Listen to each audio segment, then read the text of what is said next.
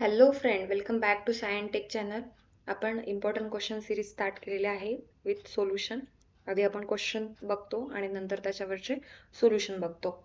जे काही क्वेश्चन आणि आन्सरचे PDF आहे तुम्हाला टेलिग्राम चॅनलवर लिंक दिलेली आहे. बाकीच्या सगळ्या व्हिडिओजची प्रिव्हियस CS2चे जेवढे काही आपण व्हिडिओ बनवले त्याची लिंकही डिस्क्रिप्शन बॉक्समध्ये दिलेली आहे, तुम्ही बघू शकता.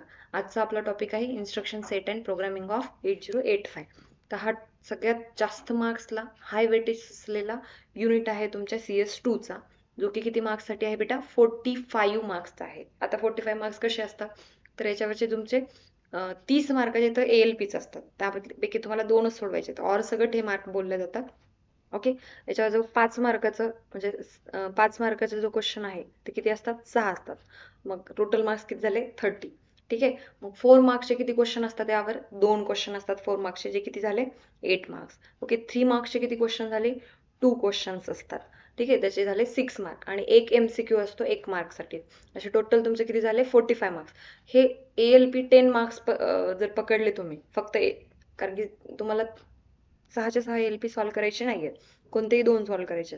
क्वेश्चन नंबर 5 मध्ये वरती 3 ALP दिलेले असतील आणि क्वेश्चन नंबरला 5 ऑर मध्ये असेल क्वेश्चन नंबर 5च, तिथेही खाली 3 ALP दिले असतील. मग तुम्हाला कुठलेही 2 ALP, वरच्या 3 पैकी कुठले 2 ALP आणि त्याच्यानंतर खालच्या 3 पैकी कुठल्याही 2 ALP, असं कुठलेही 2 ALP तुम्हाला सॉल्व्ह करायचे पेपरमध्ये. ठीक आहे. लक्षात ठेवा, ते 5-5 मार्काला प्रोग्राम असतात. तेव्हा हे वेटेज जास्त होतं इथे. ठीक आहे. त्यातले आपण 3 मार्काचे जे क्वेश्चन्स असतात ते बघूयात आधी. ALP साठी मी सेपरेट क्वेश्चन सिरीज घेईल नेक्स्ट व्हिडिओमध्ये आणि त्याचे सोल्युशन पण घेऊयात आपण. ठीक आहे. मी काही एक मोजके ALP सगळ्या पॅटर्नचे घेईल तुमचे, जेणेकरून तुम्हाला पेपरमध्ये अटेम्प्ट करता येतील ALP 2. ठीक आहे. तर आता बघूयात आपण 3 marks ALP, sorry 3 marks question कोणते आहेत. 3 मार्कचं क्वेश्चन या युनिटवर आहे. Explain me 3 addressing mode of 8085 microprocessor with 1 example. कोणतेही 3 ॲड्रेसिंग मोड तुम्हाला एक्सप्लेन करायला सांगितलेत. ओके. तर याच्याकडे आपल्याकडे ॲड्रेसिंग मोड किती आहेत? तर आपल्याकडे ॲड्रेसिंग मोड आहे रजिस्टर ॲड्रेसिंग मोड, त्याच्यानंतर रजिस्टर इनडायरेक्ट ॲड्रेसिंग मोड, त्यानंतर आहे डायरेक्ट ॲड्रेसिंग मोड, इमिजिएट ॲड्रेसिंग मोड, इम्प्लिसिट ॲड्रेसिंग मोड, असे तुमच्याकडे 5 ॲड्रेसिंग मोड आहेत. तर त्यापैकी कोणतेही तुम्हाला 3 एक्सप्लेन करायला विचारतात बेटा. रजिस्टर ॲड्रेसिंग मोड, रजिस्टर इनडायरेक्ट ॲड्रेसिंग मोड, डायरेक्ट ॲड्रेसिंग मोड, त्याच्यानंतर इमिजिएट ॲड्रेसिंग मोड आणि लास्टवाला आहे तुमचा इम्प्लिसिट ॲड्रेसिंग मोड. यापैकी कुठलाही एक 3 ॲड्रेसिंग मोड तुम्हाला 3 मार्काला विचारले जातात. ओके. सेम क्वेश्चन आहे. हाच क्वेश्चन तुम्हाला give any 2 example of following, त्यांचं एक्झाम्पल सुद्धा विचारले जातात. आता हे मी ॲड्रेसिंग मोड कशासाठी यूज होतात, का होतात, हे त्याच्यात नेक्स्ट व्हिडिओमध्ये एक्सप्लेनेशन तर देईलच तुम्हाला. ठीक आहे. एक बेसिक नॉलेज सांगते की जसं रजिस्टर ॲड्रेसिंग मोड आहे, सोर्स आणि डेस्टिनेशन एखाद्या इन्स्ट्रक्शनमध्ये, आता हे सगळे इन्स्ट्रक्शन बेस आहे. ओके. तर सोर्स आणि डेस्टिनेशन जर दोन्ही रजिस्टर असतील, है ना, रजिस्टर किती आहेत आपल्याकडे जनरल पर्पज 8085 मध्ये? ABCDEHL. यापैकी कोणतेही ते 2 याच रजिस्टर पैकी जर सोर्स आणि डेस्टिनेशन पण असतील, है ना, तर त्याचा ॲड्रेसिंग मोड असतो रजिस्टर ॲड्रेसिंग मोड. त्या इन्स्ट्रक्शनचा ॲड्रेसिंग मोड असतो रजिस्टर ॲड्रेसिंग मोड. ओके. आणि त्याचं एक्झाम्पल लिहायचं असेल तर फॉर एक्झाम्पल ॲड सी. मग ॲड सी काय करतो? ॲक्युमुलेटर आणि सी रजिस्टर यांचं ॲडिशन करतो. रिझल्ट कशात ठेवतो? ॲक्युमुलेटरमध्ये. मग बघा, A झाला किंवा C झालं. ओके. हे दोन्ही सुद्धा कोणते रजिस्टर आहेत? जनरल पर्पज रजिस्टर आहेत. म्हणून त्याचा ॲड्रेसिंग मोड काय झाला? General purpose register. ओके. तुम्हाला असं एक्झाम्पल सांगायचे रजिस्टर इनडायरेक्ट ॲड्रेसिंग मोडचा आणि डायरेक्ट ॲड्रेसिंग मोडचा. इमिजिएट म्हणजे काय? ज्याच्यामध्ये डेटा स्वतः इन्स्ट्रक्शनमध्ये प्रेझेंट होतो. इमिजिएट ॲड्रेसिंग मोड ओळखणं खूप सोपं आहे. ज्या इन्स्ट्रक्शनमध्ये आय प्रेझेंट असतं ना, बघा इथे CPI है ना. आता जरी भले तुम्हाला इन्स्ट्रक्शन नाही माहिती आहे, ज्या इन्स्ट्रक्शनमध्ये आय प्रेझेंट आहे, आय दिसते तुम्हाला हे, ठीक आहे, हे आय जे आहे, जर इन्स्ट्रक्शनमध्ये आय प्रेझेंट असेल तर त्याचा इमिजिएट ॲड्रेसिंग मोड असतो. हे तुम्हाला डोळे झाकून लिहायचं आहे. ठीक आहे. आय असेल तर इमिजिएट ॲड्रेसिंग मोड. ओके. आणि असं 16 बिट्सचा तुम्हाला काहीतरी व्हॅल्यू दिलेली असेल. ओके. आणि या इन्स्ट्रक्शनमध्ये जर आय असेल तरी त्याचा ॲड्रेसिंग मोड काय असणार? इमिजिएट ॲड्रेसिंग मोड. पण आता हे SHLD मध्ये आय आहे का प्रेझेंट? नाही. मग हा 16 बिटचा काय झाला? ॲड्रेस झाला. मग 16 बिटचा ॲड्रेस आहे. म्हणजे ज्या इन्स्ट्रक्शनमध्ये ॲड्रेस प्रेझेंट असतो इन्स्ट्रक्शनमध्ये, तर त्याचा ॲड्रेसिंग मोड असतो डायरेक्ट ॲड्रेसिंग मोड. ठीक आहे. सिंगल इन्स्ट्रक्शन असेल RRC, STC, CMA हे इन्स्ट्रक्शन सिंगल आहेत बघा. जे इन्स्ट्रक्शन सिंगल असतात ओके, म्हणजे त्या इन्स्ट्रक्शन मध्ये स्वतःच सोर्स पण असतो, स्वतःच डेस्टिनेशन पण असतो है ना. Operand and operator both present it self in a instruction. It is called implicit किंवा इम्प्लाइड ॲड्रेसिंग मोड. सिंगल इन्स्ट्रक्शनचा इम्प्लाइड, ज्याच्यामध्ये आय आहे तो इमिजिएट ॲड्रेसिंग मोड, ज्याच्यामध्ये स्वतः ॲड्रेस प्रेझेंट आहे तो डायरेक्ट ॲड्रेसिंग मोड, ज्याच्यामध्ये रेजिस्टर प्रेझेंट आहे. तर मूव M,B आहे, याच्यात एक बी हा रेजिस्टर आहे पण एम रेजिस्टर आहे का, नाही. तर एम म्हणजेच एचएल असतो. एचएल डायरेक्टली न देता इनडायरेक्टली दिले बघा त्यांनी, एम म्हणून दिलंय. एचएल डायरेक्ट दिले का आपल्याला माहित असलेल्या रेजिस्टर पैकी नाही. जर इथे A B C D असं काही असलं असतं, A,B असलं असतं, तर ए आणि बी आपल्याला माहित असलेले रेजिस्टर आहे म्हणून त्याचा रेजिस्टर ॲड्रेसिंग मोड झाला असता. पण इथे एम आहे, एम असल्यामुळे रेजिस्टर इनडायरेक्ट ॲड्रेसिंग मोड. का रेजिस्टर इनडायरेक्ट? एम म्हणजेच एचएल डायरेक्टली न देता इनडायरेक्टली दिलाय म्हणून त्याचा ॲड्रेसिंग मोड काय झाला, रेजिस्टर इनडायरेक्ट ॲड्रेसिंग मोड. तर ॲड्रेसिंग मोडवर तुम्हाला क्वेश्चन फ्रेम होतो 3 मार्काला ओके. मग तुम्हाला कधी एक्झाम्पल विचारतील, कधी ते कोणते 3 एक्सप्लेन करा म्हणून विचारतील. 5 पैकी तुम्हाला नेहमी हा क्वेश्चन असतो. ॲड्रेसिंग मोडवरच अजून एक क्वेश्चन असतो की identify the addressing mode of following instruction. हा एक क्वेश्चन असतो, पुढे बघूयात आपण ओके. आता बघा नेक्स्ट क्वेश्चन आहे, तिसरा क्वेश्चन आहे तुमचा, identify first byte, second byte और थर्ड बाईट ऑफ इन्स्ट्रक्शन. दिलेल्या इन्स्ट्रक्शनचं तुम्हाला फर्स्ट, सेकंड, थर्ड बाईट तुम्हाला ओळखायचं आहे की किती बाईटचं इन्स्ट्रक्शन आहे ओके. तर आता तुम्हाला 6 इन्स्ट्रक्शन दिले म्हणजे हाफ मार्काला 1 की हे खाली दिलेले इन्स्ट्रक्शन किती बाईटचे आहेत, मेमरीत किती जागा घेतात हे सांगायचे तुम्हाला. ठीक आहे. कधी कधी काय करतात 3 इन्स्ट्रक्शन देतील, फक्त 3च इन्स्ट्रक्शन देतील आणि त्यात सांगतील तुम्हाला की बाईट आणि ॲड्रेसिंग मोड ओळखा म्हणून त्याचा. तर 5 ॲड्रेसिंग पैकी असतो त्याचा एक तर ॲड्रेसिंग मोड, आणि बाईट पण 1, 2 किंवा 3 बाईट यापैकी एक असतो. आता बाईट कसं ओळखायचं त्या सांगते. जर H वाली व्हॅल्यू असेल इन्स्ट्रक्शन मध्ये, H वाली व्हॅल्यू असेल तरच बाईट वाढवायचा, अदरवाईज बाईट इन्क्रीज करायचा नाही ओके. आता कसं बघा, इथे LDA आहे, इन्स्ट्रक्शन कोणते असू दे, म्हणजे आता तुमच्याकडे जे काही इथे LDA दिले ओके, इथे LDA जे इन्स्ट्रक्शन आहे, आता तुम्हाला माहितीही नसेल LDA काय करतायत, तर पण तरी पण इन्स्ट्रक्शनचे बाईट कसे ओळखायचे. LDA झालं, ADC झालं ओके, CPI झालं, त्यानंतर LHLD झालं ठीक आहे, त्यानंतर एक्सचेंज झालं, याच्यानंतर तर पुढे डेटाच नाही, ORI झालं ओके. आता मी ज्याला हायलाइट केले हे ईच इन्स्ट्रक्शन्स आहेत ओके, हे प्रत्येकी इन्स्ट्रक्शन्स आहेत. Instruction itself contain 1 byte. पहिला बाईट कोणाला असतो, 1 बाईट, म्हणजे काही नाही तर हे किती बाईटचे झाले, हे 1 बाईट, 1 1 1 1 1 ओके. कोणतं इन्स्ट्रक्शन, आता याच्यात मूव मध्ये मूव M,B आहे, तर मूव हा किती बाईट कंटेन करतो, 1 बाईट. SHLD मध्ये हा पहिला जो काही पार्ट आहे इन्स्ट्रक्शन तो किती बाईट करणार, 1 बाईट. मग आता हे 1 बाईट आहेत, मग आता ही बाईट वाढवायची कशी. आता सिंगल इन्स्ट्रक्शन कोणतं दिसतंय तुम्हाला, एक्सचेंज. एक्सचेंजच्या पुढे काहीच नाहीये, सोर्सही नाहीये, डेस्टिनेशन पण नाहीये, मग याचं बाईट वाढणार का, नाही. मग हा इन्स्ट्रक्शन फक्त किती बाईटचा, 1 बाईटचा. ठीक आहे. आता बाकीचे 4 उरलेले जे काही 5 आहेत त्याचे बाईट्स बघूयात आपण. आता हे 1 बाईट झाला, हा LDA 1 बाईटचा. आता त्याच्या पुढे H वाली व्हॅल्यू है ना, H वाली व्हॅल्यू चेक करायची. तर H वाली व्हॅल्यू कुठे, इथे पण आहे ओके, इथे पण आहे आणि इथे पण आहे. तर जर तुमचे H वाले व्हॅल्यू अशा 1 2 3 4 असतील, 4 असतील तर त्या 2 बाईटच्या असतात, आणि 2च असतील 9 आणि D है ना. H वाली व्हॅल्यू किती आहे, 9D, इथे किती आहे, D4. 2च व्हॅल्यू आहेत ना बघा, C0 4 0 असे 4 व्हॅल्यू असतील तर 2 बाईट, आणि अशा 2च व्हॅल्यू असतील 9D सारख्या किंवा 4D4 सारख्या, तर याची बाईट किती घ्यायची, 1 बाईट.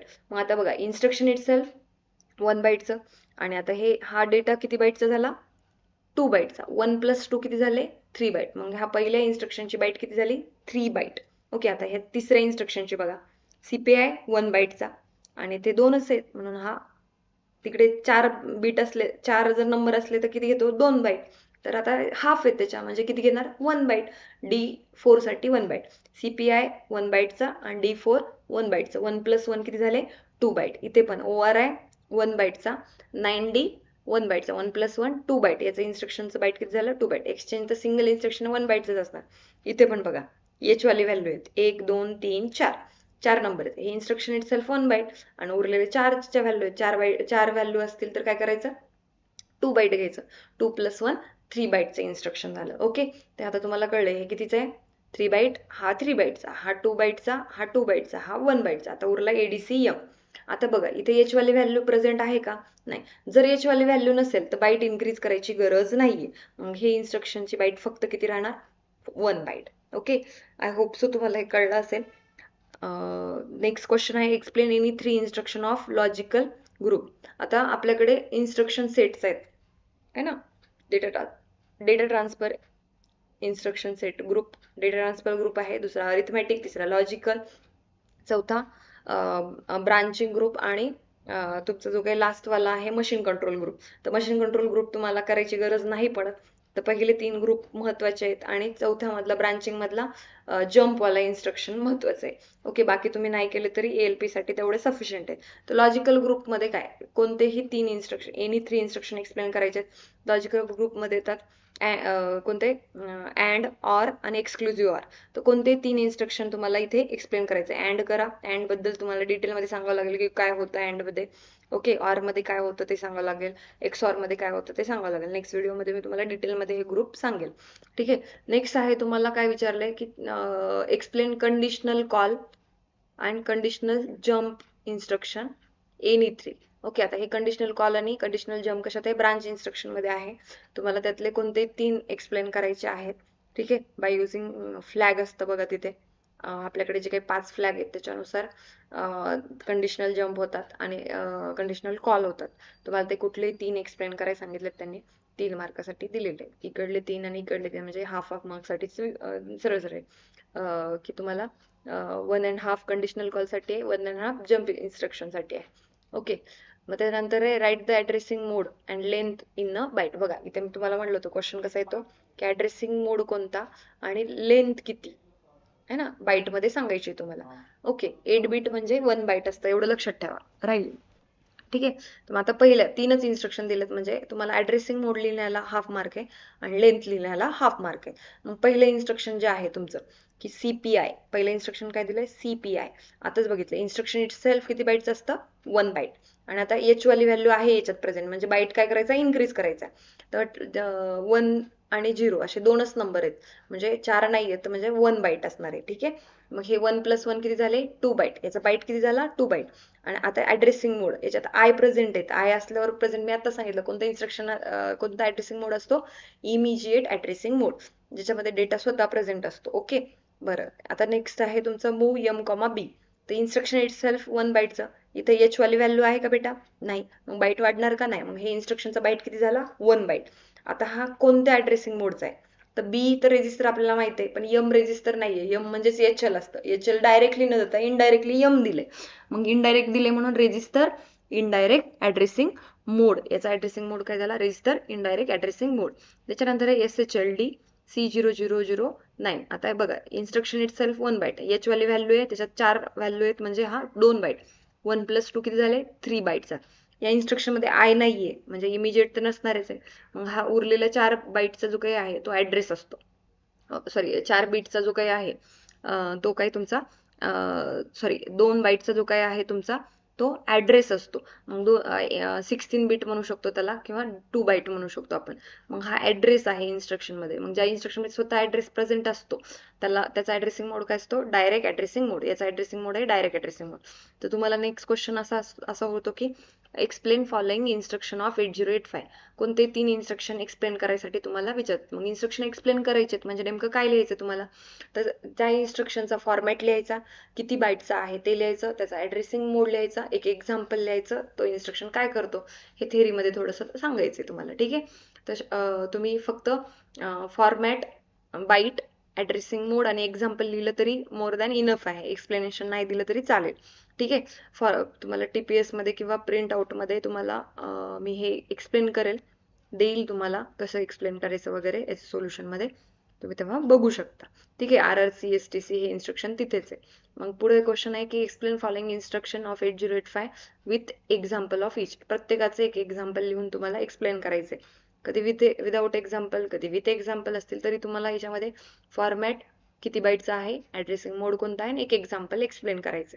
ठीक आहे. नेक्स्ट क्वेश्चन फ्रेम होतो तुम्हाला 3 मार्काचा असा की ऍक्युमुलेटर मध्ये कंटेंट डेटा आहे, काहीतरी ऍक्युमुलेटर रेजिस्टर आहे ज्याच्यामध्ये 45 डेटा आहे फॉर एक्झाम्पल इथे दिलेल्यानुसार. दुसरं एक बी रेजिस्टर आहे ज्याच्यामध्ये डेटा किती आहे? 82H आहे है ना. बी रजिस्टर मध्ये किती आहे 82H. तर अक्युमुलेटर ए रजिस्टर म्हणतो आपण त्याला, त्याच्यामध्ये डेटा किती आहे 45H आहे. What will be the result in accumulator after execution of following instruction. असा क्वेश्चन तुम्हाला खूपदा विचारलेला आहे. फक्त इथे कंटेंट चेंज होतील, रजिस्टरची नावं चेंज होतील आणि हे इन्स्ट्रक्शन परफॉर्म केल्यानंतर तुम्हाला अक्युमुलेटर मध्ये रिझल्ट काय येतो हे तुम्हाला सांगायचंय. ओके. XRA म्हणजे काय एक्सक्लुझिव्ह ऑर. अक्युमुलेटर आणि बी रजिस्टरचं काय करायचं तुम्हाला XOR ऑपरेशन परफॉर्म करायचं. XOR ऑपरेशन परफॉर्म केल्यानंतर काय होतं की जे काही 0 आहे आणि 1 आहे त्याच्यासाठी तुम्हाला रिझल्ट 0 येतो आणि अल्टरनेट इनपुट्स असतील 10 किंवा 01 असेल त्यासाठी आउटपुट 1 येतं. ठीक आहे. तर मग ते तुम्हाला ऑपरेशन परफॉर्म करायचंय आणि त्याच्यात अक्युमुलेटर मध्ये रिझल्ट किती येतो ते सांगायचंय तुम्हाला. ADI 54H मध्ये काय होतं ऍड होतं इमिजिएट डेटा कशात अक्युमुलेटर मध्ये. हा 54 बिट म्हणजे 45 + 54 ऍड होऊन अक्युमुलेटर मध्ये रिझल्ट जातो. ठीक आहे. ANI मध्ये काय होतं अँड होतं अँड. अक्युमुलेटर आणि हे 57 या दोघांचं काय होतं अँडिंग होतं. ओके. अँड मध्ये काय असतं 00 ला 0 सॉरी 11 ला 1 बाकी सगळे 0 असतात अँड मध्ये तुम्हाला. ठीक आहे. तर जेव्हा सिमिलर 1 जर असेल तर तिथेच तुम्हाला 1 लिहायचं, बाकी 01 किंवा 10 असेल किंवा 00 असेल तिथे तुम्हाला 0च लिहायचंय. ठीक आहे. हे तुम्हाला मी नेक्स्ट व्हिडिओमध्ये दाखवेल कसं करायचं ते. बघा. नेक्स्ट आहे 4 मार्क्सचे क्वेश्चन कोणते फ्रेम होतात. तर 4 मार्क्सचे क्वेश्चन तुम्हाला असं होतात की list all conditional jump instruction of 8085 microprocessor with the condition of a flag. सगळे इन्स्ट्रक्शन जम्प इन्स्ट्रक्शन एक्सप्लेन करायचे तुम्हाला. जम्प इन्स्ट्रक्शन मधला कंडिशनल जम्प इन्स्ट्रक्शन एक्सप्लेन करायचे. ओके. ज्याच्यामध्ये तुम्हाला फ्लॅग वर इफेक्ट होतात. Okay. JC jump on carry, JNC jump not carry. परत आहे तुमचे असे 5 फ्लॅगला धरून तुमचे जे काही इन्स्ट्रक्शन्स आहेत तुम्हाला ते एक्सप्लेन करायचे. ठीक आहे. नेक्स्ट आहे तुमचा की असा एक क्वेश्चन वरती जसं झालंय तसं सेम क्वेश्चन आहे की अक्युमुलेटर कंटेंट काहीतरी डेटा अक्युमुलेटर मध्ये आहे. सी रजिस्टर मध्ये तुमचा डेटा आहे 4DH. ओके. आणि रिझल्ट ऑफ अक्युमुलेटर एक्सप्लेन करायचे तुम्हाला after execution of this instruction. तर ह्याचं सोल्युशन मी तुम्हाला नेक्स्ट व्हिडिओमध्ये देईलच. असे क्वेश्चन मी घेईल तुम्हाला. असा क्वेश्चन असतो पेपरमध्ये.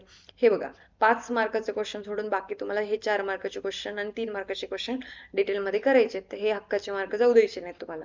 ठीक आहे. मग उरलेले 5 मार्काचे क्वेश्चन कोणते असतात तर ALP वर असतात. ALP वर separate question series with solution me create करेन आणि भेटूयात नेक्स्ट व्हिडिओमध्ये नेक्स्ट चॅप्टरच्या सोल्युशन सोबत. हा सगळ्यात इम्पॉर्टंट टॉपिक आहे तर हा करा.